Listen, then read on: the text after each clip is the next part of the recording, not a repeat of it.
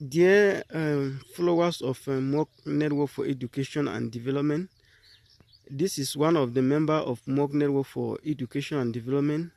I'm standing here right at the village in order to bring to us more of what how agricultural activities are being done in MOC village in the Lebialem division. So standing here, I am right at the farm. You can see by yourself, you can see how agriculture is being done here. So today it will be a privilege for us to meet one of the farmer and many other people who are here in the village who base their life in agriculture, so that they should tell us more on how this activities is being done in the village. So right now we will meet somebody for him at the farm to tell us more about agricultural activities in the village. Good morning, sir. Good morning, sir. Yes, please, I would like to talk to you.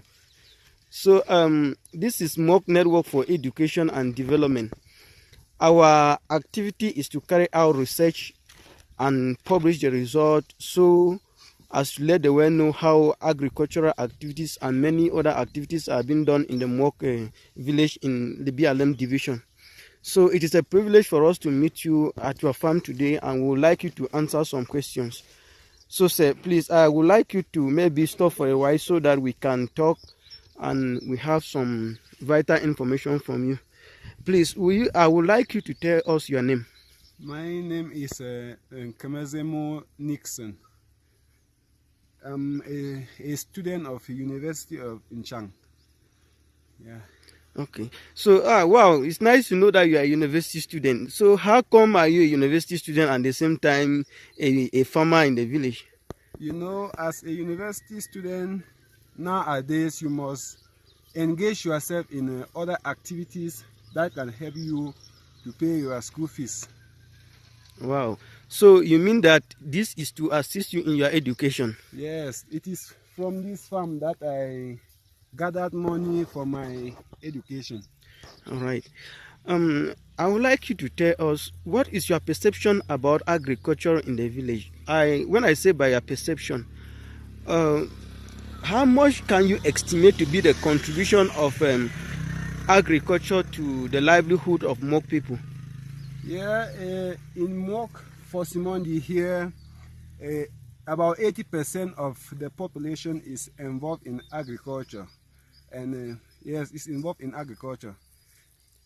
Yeah, okay. So what are the main products of agriculture that people cultivate here in MOC village? Yes, as you can see behind me, we have Irish potatoes farms, we have carrot farms, leeks farm, and cabbages, we have beans, and we also have garlic farm, yes.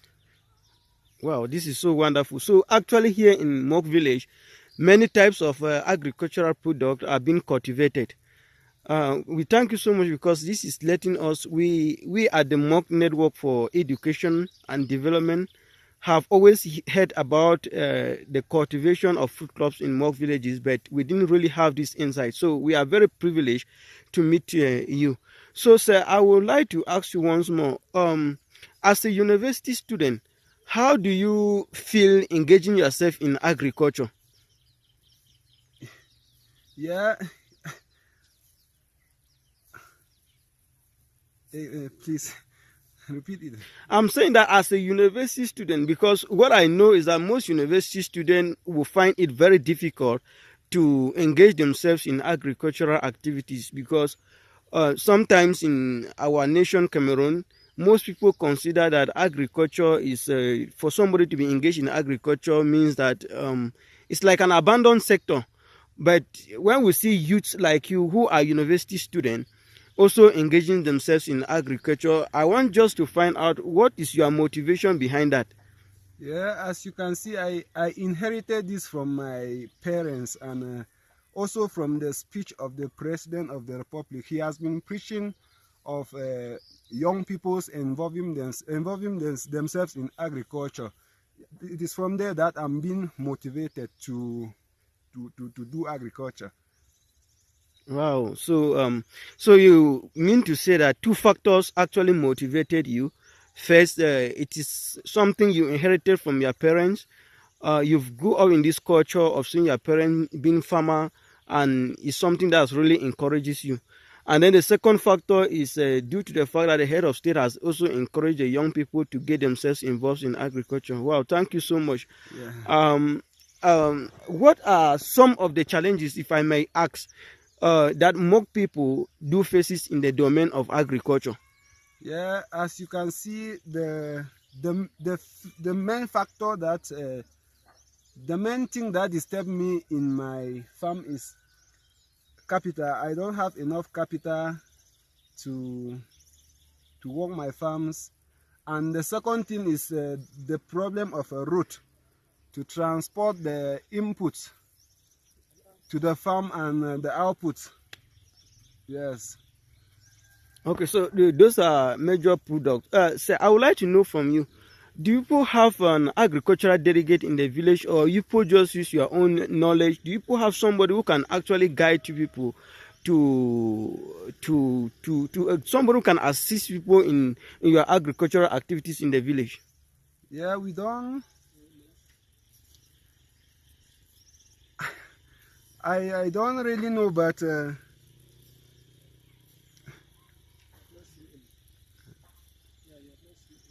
yes, no, I don't. I'm sure they are around, but they don't really come and encourage us in our farms. They don't encourage us. I don't know, but they must be there. They must be somewhere.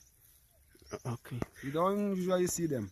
So, Mr. Nixon, we want to thank you so much for this wonderful time that you've taken to talk to MUNED members, and we assure you that we are going to let the world know about some of the challenges that people are currently facing back home concerning agriculture, so that the world can assist you people.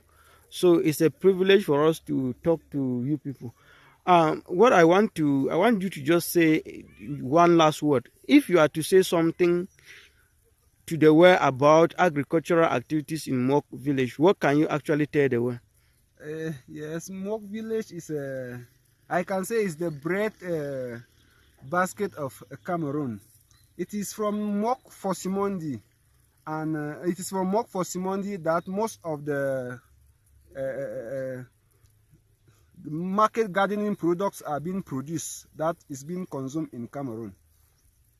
Wow, so we thank you so much, and it was actually nice talking to you. Thank you very much.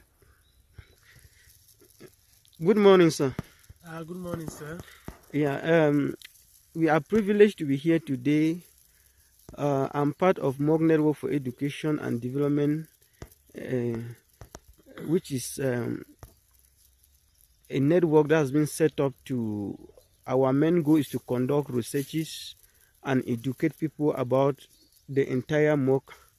So I would like to talk to you today, and I want you to first tell us who you are, introduce yourself to us so that we can talk to you. Okay, thank you very much. I am Longse Loyek Femetia, a teacher in Mok Fosimondi, teaching economics. Yeah. Wow, thank you so much. So you are a teacher.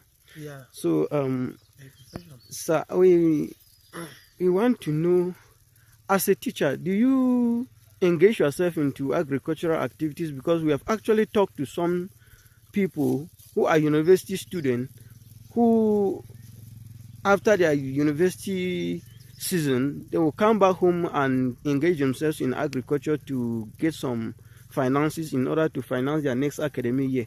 So I want to know from you too, being a teacher, do you engage yourself into agricultural activities? Yeah, certainly I do, because I live in the area where they do the activities, so I must certainly also do the activities. So being a teacher and engaging in agriculture, does it not jeopardize your activities of teaching? Well, I don't engage so much in agriculture. I just do little, not intensive as those who are based there. So it's just a part time for me. Okay, so it's a part-time activity that you do. Yeah. Okay. I want to know from you, what is your perception about the Mok people engaging themselves in agriculture? To what extent does agriculture support their livelihood? Well, thank you very much. Agriculture is their main economic activities. So most of the like 80 to 90% of the citizens of Fosimondi are based in agriculture, and that is their own bread basket. So the agriculture that is being produced around in Fosimondi is used as consumption in Fosimondi, consumption in the whole Cameroon, and even out of Cameroon to other countries like Gabon, Equatorial Guinea, Chad, the neighboring countries that consume what comes from Fosimondi. Wow, sir, thank you so much.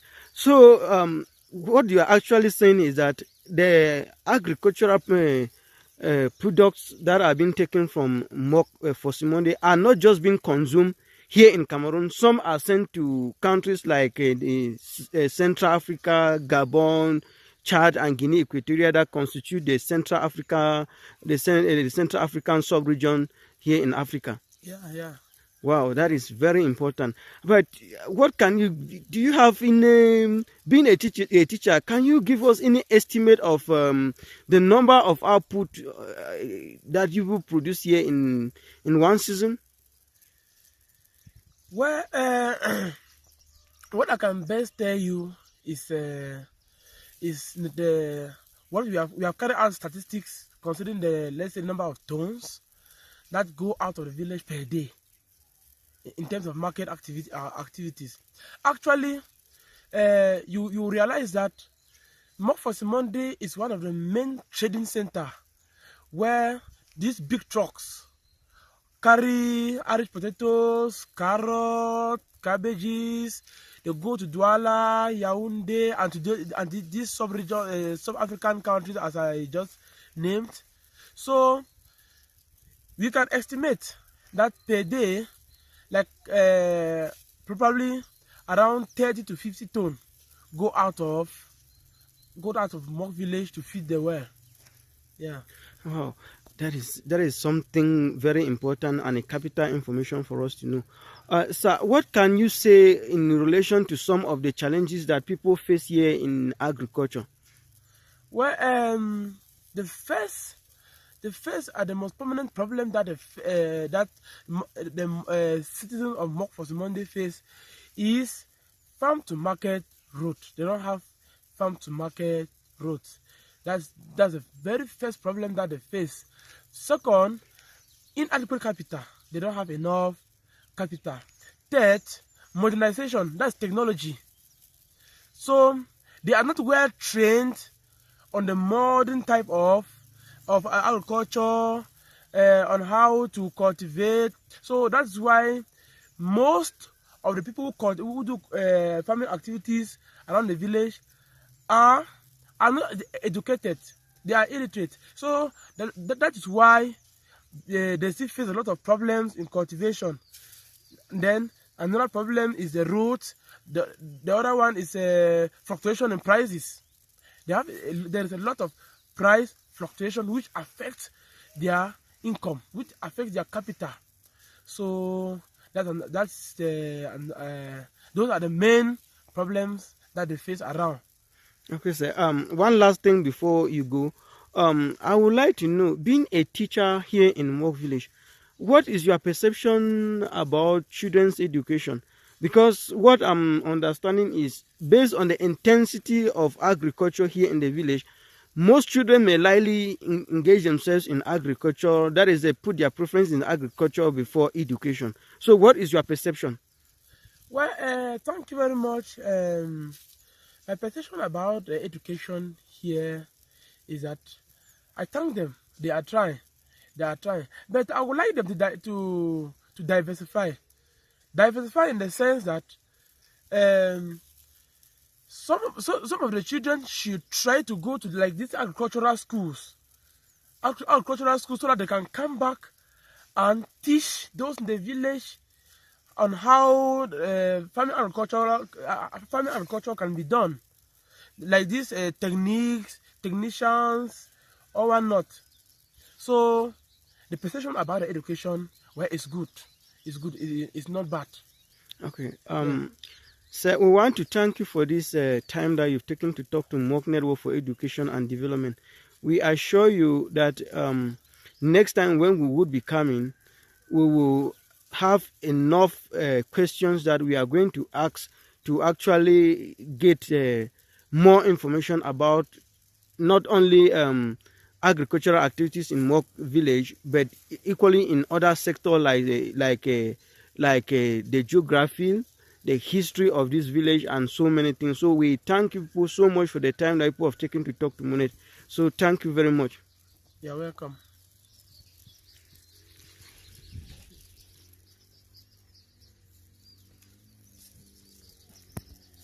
So, dear MUNED people, this was an interview conducted by one of the member of MUNED Network for Education and Development.